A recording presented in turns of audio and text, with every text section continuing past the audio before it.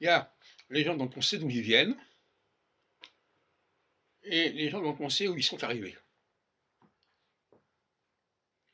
Alors, les Africains et les jaunes, on sait d'où ils viennent, on n'a pas besoin de leur demander. C'est fait, ça fait dès le départ. Concernant les juifs, c'est beaucoup plus compliqué. Car il faut distinguer ceux qui n'ont, les juifs qui vont nulle part, et les juifs qui sont arrivés à quelque chose.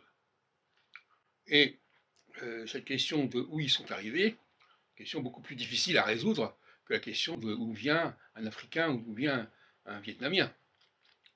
Il faut se renseigner, il faut savoir ce qu'ils ont fait, et il faut savoir aussi où ça va arriver, où ça va aller. Donc c'est pas du tout la même question. Et on veut souvent niveler ces deux questions en une seule. Non. La question des origines juives, c'est un problème tout à fait secondaire. Il ne suffit pas d'avoir une origine juive pour être ceci ou cela.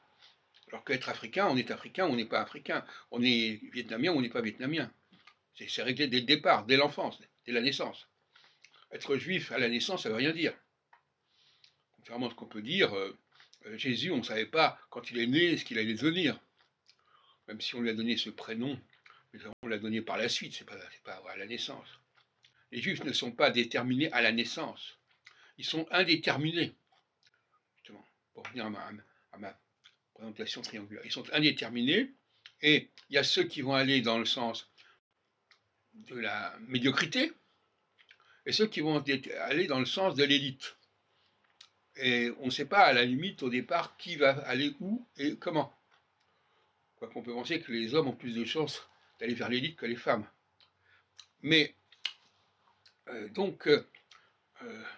voilà, on a un clivage socioculturel majeur entre deux populations extrêmes, celles dont on sait immédiatement d'où ils viennent, on n'a pas besoin de parler de leurs origines, on ne demande pas à un juif, un africain d'où il vient, on le sait, quel que soit par où il est passé, quels sont les statuts qu'il a obtenus successivement, on s'en fout.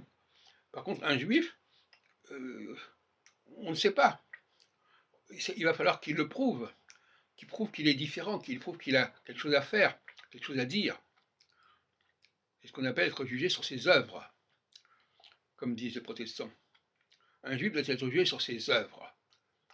Et ceux qui n'ont pas d'œuvres sont des petits juifs. Ceux qui ont des œuvres sont des grands juifs. Voilà la différence. Tous les juifs ne sont pas Einstein.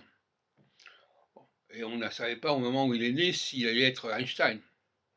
Par contre, un Africain, il est comme ça dès la naissance. Il n'y a rien à faire.